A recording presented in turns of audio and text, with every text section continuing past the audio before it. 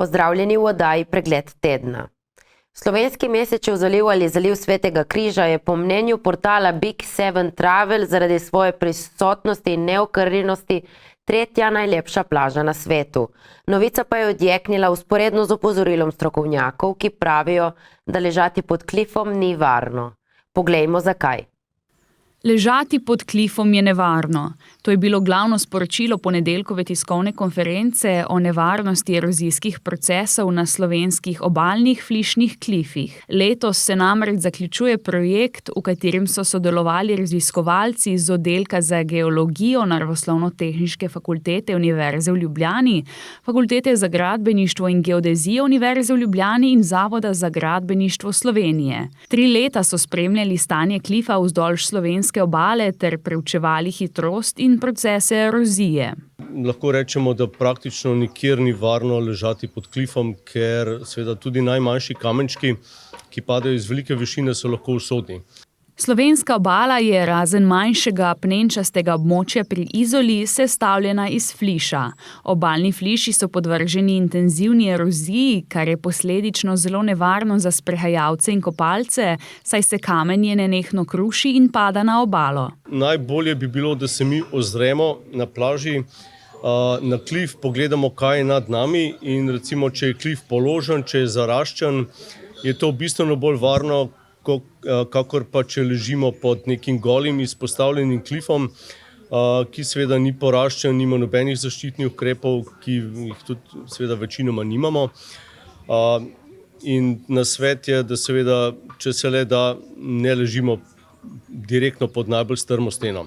Osnova projekta so bile geološke in inženirske raziskave, ki so obsegale natančen popis kamninske zgradbe flišnih sten, meritve parametrov razpok ter popis stanja plazov in pobočnih premikov. Raziskovalci so ocenili, da se klifi odmikajo za povprečno 4,5 cm na leto. Na nekaterih območjih se podira hitrejš, se odlom kakšna večja skala, na nekaterih počasnejš. Potem spet v nekaterih obdobjih, recimo kakšna zima se je podrlo več kot kakšno drugo zimo. Tako da to povprečje je zelo tako, mogoče malo divja ocena, glede na to, da smo merili samo 3 leta, ampak še vseeno nek občutek, da si ljudje lahko predstavljajo, koliko hitro se stvari premikajo. Čeprav so taki procesi, ki jih s prostim očesom normalno ne moremo opaziti. Tovrstni procesi bodo v prihodnosti še bolj pogosti zaradi bolj intenzivnih padavin, vetra, dvigovanja morja in ostalih posledic podnebnih sprememb, zato bomo morali biti pod klifi še bolj pazljivi in pozorni.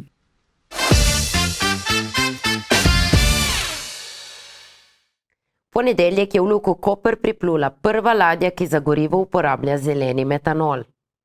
V ponedeljek je v Luko Koper priplula prva ladja, ki za gorivo uporablja zeleni metanol. Ladja danskega ladjarja Moela Maersk je druga ladja na metanol, ki jo ima v svoji floti. Floto z ladjami na metanol bodo še povečali, saj so pred 3 leti naročili izdelavo dodatnih 18 ladij. Direktor omenjenega podjetja za območje vzhodne Evrope Ivič Vodopija je dejal, da bo po načrtih podjetje do leta 2040 popolnoma dekarbonizirano. Ščititi to tehnologijo želimo, da svetovno vsi grejo proti tem smeru in do 2040 mi planiramo biti dekarbonizirani kot celotno podjetje. Kaj to pomeni ne samo ladje, ampak tudi mi imamo več kot 70 terminalov, več kot skladišča, avione, vse ostalo, letalna, vse ostalo, tako da želimo, da je vse skupaj do 2040 dekarbonizirano. Sicer je Vodopija priznal, da metanol ni poceni, ampak so s projektom začeli, ker v nasprotnem ne bi začel nihče drug. Ob tem pa računajo na to, da bo tudi industrija sledila razvoju in potrebam. Ni poceni seveda, za zdaj ni poceni, ampak mi smo imeli nekako, smo se mislili, če ne startamo, da potem noben ne bo startal. In je težko zdaj vnaprej vse predvideti in povedati, kaj lahko, kje se bo proizvajal metanol, to je bil dejansko največji problem. Ampak smo odločili, da startamo in da upamo, da industrija bo sledila in tudi da tisti, kateri bojo proizvajali metanol, bojo se organizirali in da lahko jim mi pomagamo tudi v prihodnosti. Tako da ni poceni, ampak upamo, da kot več tega bo, da bo šla cena, strošek bo šel dol in tudi upamo, da bodo tudi globalno oziroma svetovno, da bodo takse, katere ne bojo dovolile ne CO2 varke na morju. Kot je poudaril član uprave Luke Koper Gregor Belič, je Luka v strateškem načrtu opredelila trajnostni razvoj in zeleno prihodnost za prioriteto. Kot je še zatrdil, je taka tehnologija budućnost. V prihodnje je vse odvisno od ladjarjev. Ladjarji bodo bili primorani, da bodo uporabljali tako imenovana ekogoriva, ker drugače enostavno ne bodo mogli sodelovati na tenderjih mednarodnih. Veliki proizvajalci, kot je recimo IKEA, so že člani Zembe. Zemba je Zero Emission Maritime Buyer Association in bodo zahtevali, da njihov produkt recimo pride iz Kitajske do Evrope Zero Emission. To pomeni ne samo ladjar, ampak tudi Luka bo mogla imeti vse naprave elektrificirane, ne? Mi večinoma v Luki Koper jih imamo, in potem se bo ta kontejner recimo prevažal po kopnem tudi z električnim kamionom, tako da bo izpusti nula. To je bodočnost. Razvojne načrte v smeri zmanjševanja emisij toplogrednih plinov podpirajo tudi na Ministrstvu za infrastrukturo. Poglejte, naša država in naša vlada so zavezani k razogljičenju gospodarstva, k zelenemu prehodu in tudi prihod sodobne ladje prevoznika Maersk na brezogljični pogon, torej na okolju prijazno gorivo je dokaz, da tem ciljem sledimo in na tem močno delamo. Poglejte, do leta 2050 je naša zaveza, da se v bistvu emisije iz ladijskega prometa praktično zničijo, torej da postanejo skoraj ničane. In na tem delamo. Luka Koper gradi tudi ustrezno in potrebno infrastrukturo, torej bo zagotavljala tudi priklop z obnovljivimi viri energije na ladje, za ladje, ki bodo priplule v pristanišče. Kot država pa že zdaj z nižjimi taksami spodbujamo okolju prijazne ladjarje. Župan Aleš Bržan je na dogodku povedal, da vsako lokalno skupnost skrbi zdravje občanov, zato vsak korak k izboljšanju življenja živečih prebivalcev v pristanišču pozdravljajo.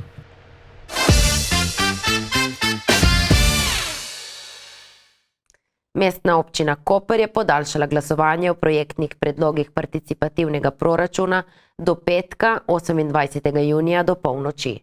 V ponedeljek se je začelo glasovanje o projektih, ki jih bo Mestna občina Koper uresničila v okviru participativnega proračuna za leti 2025 in 2026.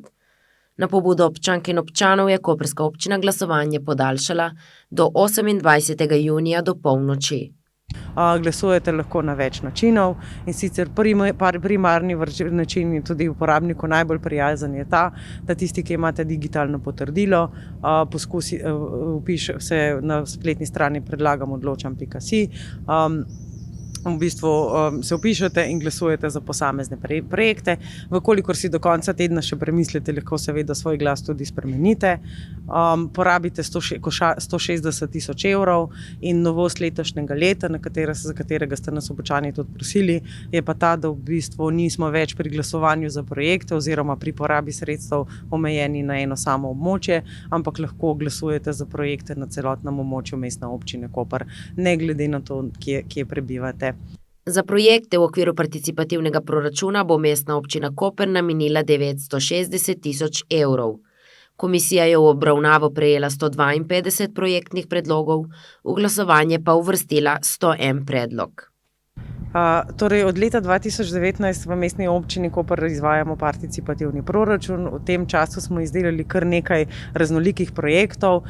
Zdaj, projekti niso večji ali manjši, ker so si nekako v prvem pozivu so bili projekti do 20.000 evrov, potem se je zgodilo seveda povišanje cen in korona in tako naprej. Smo vrednosti projektov povišali do 40.000 evrov oziroma možnosti za izvedbe.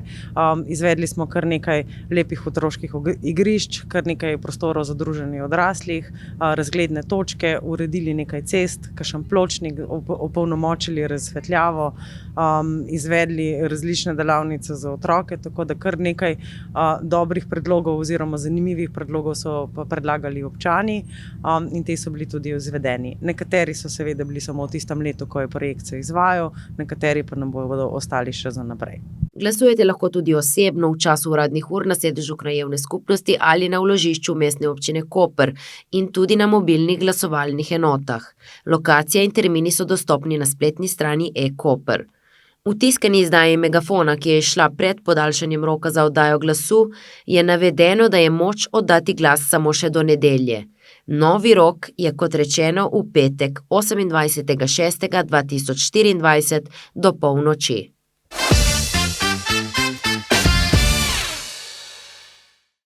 Mestna občina Koper je pripravila javno razpravo o občinski celostni prometni strategiji. Koprska občina je v torek pripravila javno razpravo o viziji in ciljih občinske celostne prometne strategije, ki jo pripravlja v sodelovanju z zunanjim izvajalcem. Kaj hitro so udeleženci razprave pričeli izražati nezadovoljstvo glede obveščanja o dogodku in same izvedbe dogodka. Sem bil v preteklosti vključen skozi krajevno skupnost pri podajanju predlogov za celostno prometno strategijo 2017, ki je tudi postavljala neke idealne cilje, tako kot so zdaj tukaj, ampak ugotavljamo, da po 7 letih so bili samo to neki idealizirani cilji, ki se niso dosegli, to leti na občino, ne na vas, lepo prosim. In tam v tisti strategiji tudi piše, da se na 2 leti revidira oziroma se pregleda, kateri ukrepi so bili izvedeni, kateri cilji doseženi in po 5 letih se pravi obnovi. Ja, zdaj smo v 7. letu, niti enkrat do zdaj nismo slišali, kateri ukrepi so bili izvedeni, kateri cilji doseženi. Se pravi, tista strategija je bila sama sebi namen, če tako rečem, in se bojim, da je tudi ta dokument sam sebi namen, toliko bolj, ker je zadnjič župan poudaril, da občina rabi strategijo, jo že ima, jo rabi, ni povedal, da bo obnovljena, zato, da pridobijo kakšna evropska sredstva. Mi ne iščemo evropska sredstva, mi želimo, da se ukrepi uredijo, napravijo, da nam olajšajo življenje. To pomeni, da imamo od tega, da imamo razdejane ceste, da imamo tranzitni promet, da imamo vse mogoče probleme z javnim transportom, ki praktično ne obstaja. In zdaj se vračamo nazaj na leto 2017 in govorimo o nekih idealih, brez da vemo, zakaj se tisti idealni cilji niso realizirali. Tako da, pa še to bi rekel, da smo nekako se počutimo, da ste nas, ne vi, občina spet, zvijačo potegnili sem na delavnico, ne pa na to, da nam predstavite to, kar nas zanima. Za začetek, vsaj to, kaj se je udejanilo iz prve strategije, iz 2017. Dejansko je udeležence zmotilo dejstvo, da je občina povabila na razpravo, ki se je na koncu izkazala za delavnico. Ampak kot je razložila Katja Miklič, predstavnica zunanjega izvajalca, je to običajna procedura pri pripravi podobnih strategij. Kakor ugotavljamo, je tudi v drugih občinah podobna situacija, včasih se spremeni, se zamenja vodstvo občine, eni nimajo posluha za določene stvari. Mi imamo zelo veliko željo, da od vas pridobimo take komentarje pa take predloge, ki bi bili res najbolj smiselni, ne tako neki nasplošno, ampak zelo konkretno, ampak da bi pa ti ukrepi res bili usmerjeni v te cilje, je nažalost taka procedura, da se začne na ta način. Obrazložitev Katje Miklič in prisotnih predstavnikov občine je bila očitno dovolj, da so se duhovi vsaj nekoliko umirili in delavnica se lahko nadaljevala. Prisotni so kot najpomembnejše cilje določili večjo varnost udeležencev prometa, izboljšanje kakovosti življenja in vzpostavitev prometnega sistema, ki bo dostopen vsem in bo omogočil socialno vključenost.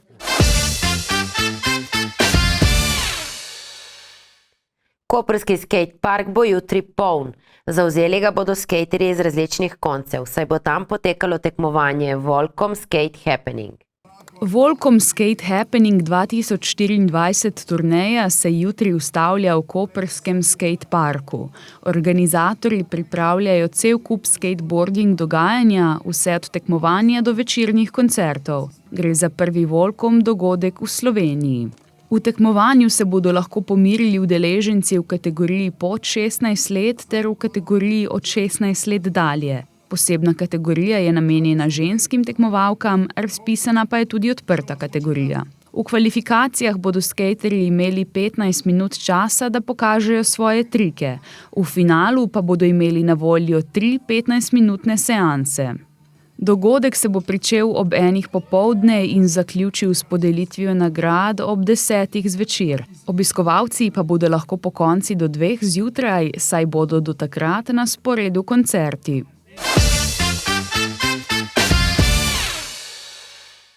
Znanstveno-raziskovalno središče Koper je predstavilo dosežke raziskovalcev iz lanskega leta. Kot je dejal direktor središča dr. Rado Pišot, si prizadevajo postati mediteranski referenčni center znanstveno-raziskovalne odličnosti. Znanstveno-raziskovalno središče Koper, ki bo letos obeležilo 30-letnico svojega delovanja, si prizadeva postati mediteranski referenčni center znanstveno-raziskovalne odličnosti, je v predstavitvi lanskih dosežkov dejal direktor dr. Rado Pišot. Direktor je izrazil zadovoljstvo z delom, ki ga raziskovalci središča upravljajo. Zadovoljni smo s tem, kar mi pripravljamo. Zadovoljni sem zelo s tem, da so vsi naši raziskovalci ob težkem in poglobljenem znanstveno-raziskovalnem delu, ki ga upravljajo, akceptirali, da je to tudi pomemben del. Nisem pa dovolj zadovoljen zaenkrat še s tem, kako to okolje to sprejema. Kajti na številne povabila in trud, da bi promovirali to delo, da bi ga uporabniki dejansko dobili, ker nazadnje ga delamo za končno uporabo v družbenem okolju, gospodarskem okolju, javnem okolju, bi bilo potrebno, da bi se ta komunikacijska vez boljše vzpostavila in upam, da bodo kmalu sprevidli pomeni vlogo znanstveno-raziskovalnega središča v tem okolju in bili bolj prisotni v teh možnostih.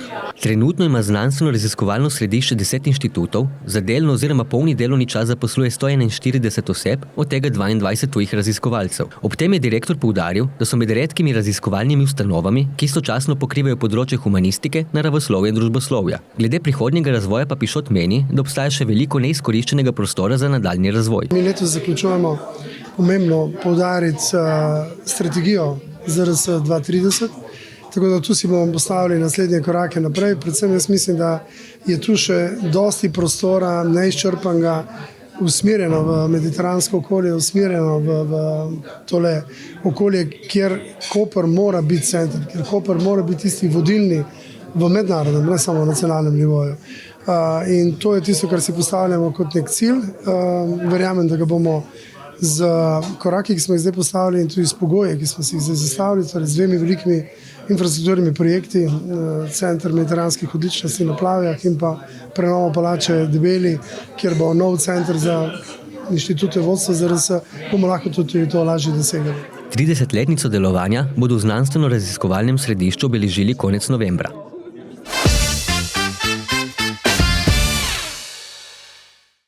V Izoli se nahaja rezort zdravja, ki je svojo ponudbo, ki je sicer prilagojena gibalno oviranim osebam, ponudil tudi vsem ostalim gostom. V Izoli se čisto ob morju nahaja Dom 2 Topola, podjetje za usposabljanje in zaposlovanje invalidov, ki uspešno deluje že več kot 30 let. Ustanovitelj in lastnik podjetja je Društvo distrofikov Slovenije. Ja, Društvo distrofikov Slovenije je invalidska organizacija, ki deluje na območju celotne Slovenije. V to društvo se pa prostovoljno povezujemo osebe z različnimi oblikami mišičnih in živčno-mišičnih obolenj. Mogoče za tiste, ki ne poznajo, večina teh diagnoz, ali kar nekaj njih se medicinsko imenujejo takšna ali drugačna oblika distrofije, zato tudi potem generično ime uporabljamo, da smo distrofiki, torej društvo distrofikov. Za vsa ta obolenja je pa značilno, da povzročajo postopno upadanje mišične moči. Včasih se izkažejo simptomi že v zgodnjem otroštvu, včasih kasneje v življenju in glede na to, kako hitro bolezen napreduje, včasih tudi odvisno, kdaj v življenju se pojavi, večjo odvisnost od fizične pomoči prinese seboj. Torej, veliko nas uporablja za premikanje invalidski voziček, običajno električni invalidski voziček, in tekom dneva marsikdo potrebuje fizično pomoč pri nekih teh osnovnih opravilih. Morda tako na kratko za opis. Društvo distrofikov Slovenije od svoje ustanovitve leta 1969 deluje kot nacionalna reprezentativna invalidska organizacija na območju celotne Slovenije. Sicer pa je društvo namenjeno temu, da si prizadevamo za uresničevanje pravic distrofikov, torej da bi imeli čim bolj enakopraven položaj v družbi, da bi se lahko čim bolj aktivno vključevali v izobraževanje, v zaposlovanje, v najrazličnejše vsakodnevne aktivnosti, v zasebnem in družbenem življenju. V ta namen izvajamo 12 različnih posebnih socialnih programov. Eden izmed njihovih programov je tudi program celovite obnovitvene rehabilitacije, ki je namenjen omejevanju napredovanja bolezni in preprečevanju nastanka sekundarnih obolenj, kot so pokrčeni sklepi, slabša respiratorna funkcija in tako naprej. Ta program je tesno povezan z Domom Dva Topola, kjer se tudi izvaja. Dom Dva Topola je bil iz te prvotne ideje prostora za neko ohranjevanje zdravja in rehabilitacijo distrofikov, je prerastel v res tako institucijo, kjer imamo kadre, ki so specifično usposobljeni, recimo naša ekipa fizioterapevtov je specifično usposobljena za to, da imajo res veliko znanja in izkušnje na področju obravnave oseb z različnimi mišičnimi in živčno-mišičnimi obolenji, ker so tudi tu na področju fizioterapije različne specifike. Seveda ves Dom Dva Topola pri obravnavi svojih gostov deluje tako, da zagotavlja tudi druge podporne storitve, recimo občasno nego oziroma pomoč pri vsakodnevnih opravilih za tiste, ki pridejo recimo tja brez svojega spremstva, osebne asistence in tako naprej. Dom Dva Topola tesno sodeluje tudi z Inštitutom za klinično nevrofiziologijo pri Univerzitetnem kliničnem centru Ljubljana in z Univerzitetnim rehabilitacijskim inštitutom Republike Slovenije Soča. Zdaj, URI Soča je pravzaprav, bom rekla, strokovni partner programa obnovitvenih rehabilitacij, ki ga Društvo distrofikov organizira. Kot taki v okviru tega sodelovanja seveda nudimo vso strokovno podporo pri oblikovanju programa, in to, kakšne so pravzaprav vsebine. Dejansko pa edina zadeva, ki pa jo na koncu izvedemo, so pa zdravniški pregledi vseh rehabilitantov. Se pravi, vsi, ki pridejo v Dom Dva Topola na obnovitveno rehabilitacijo, imajo tekom tega programa pregled pri zdravniku specialistu FRM. In to je tista zadeva, ki jo potem naredimo.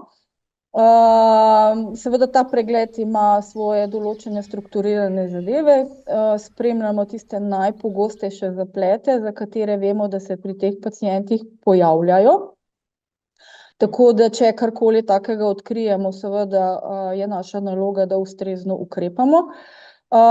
Druga stvar so seveda tudi velikokrat različni pripomočki, ki jih potrebujejo, od vozičkov, pa za druge dnevne aktivnosti ali pa kaj takega. Če odkrijemo kaj takega, da potrebujejo, potem seveda naknadno prihajajo še v našo ustanovo v zvezi z temi zadevami.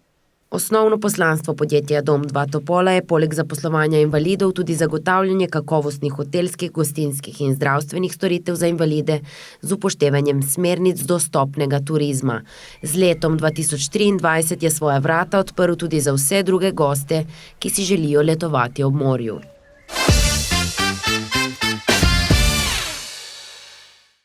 V nedeljo je Slovenija odigrala svojo prvo tekmo na Evropskem prvenstvu v nogometu v Nemčiji, kamor je odpotovalo tudi veliko slovenskih navijačev, ki so svojo podporo glasno pokazali s prepevanjem znane slovenske uspešnice v dolini Tihi.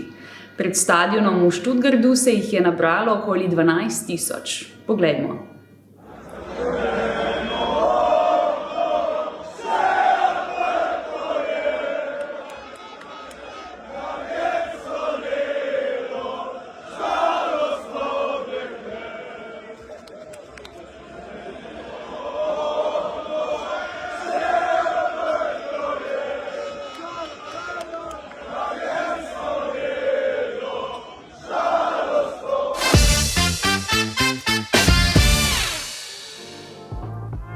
Pozdravljeni v oddaji Kulturni napovednik, v kateri vam bomo predstavili dogodke, ki se bodo odvili v prihodnjem tednu.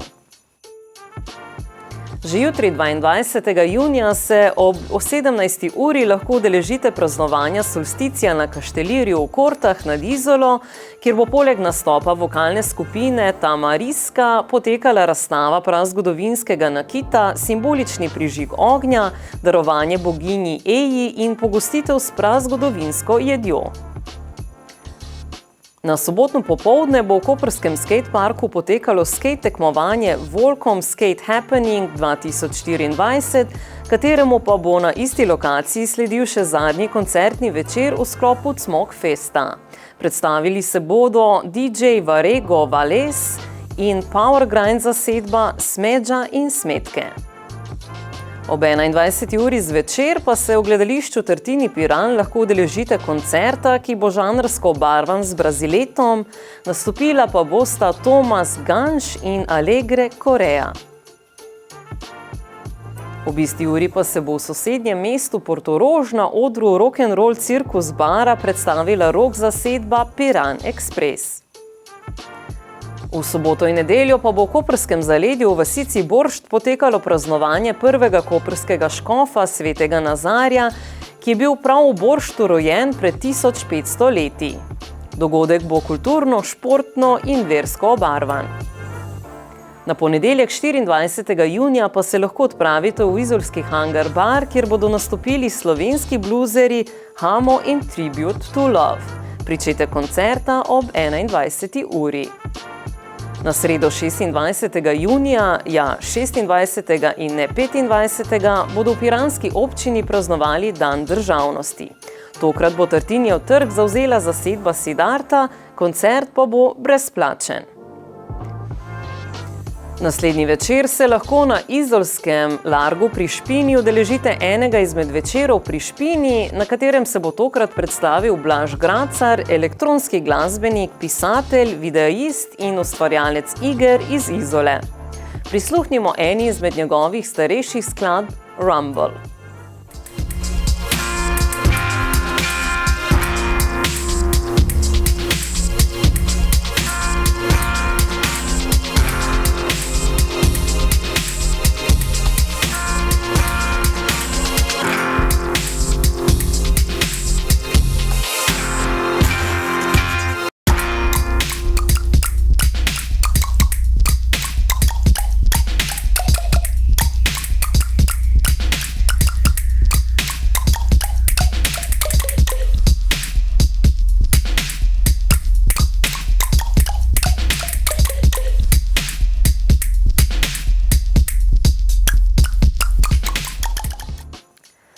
Na petkov večer sledi še mnogo koncertov. Med njimi se bo v letnem kinu Origoni odvil tudi veliki koncert o 50-letnici ustanovitve obalne rock zasedbe Spomini. Pričetek ob 20. uri. Iz naše strani je to vse. Napovednik dogodkov si lahko preberete tudi na spletni strani www.megafon.si ali pa v najnovejši izdaji časopisa Megafon. Lep pozdrav in se vidimo prihodnji teden.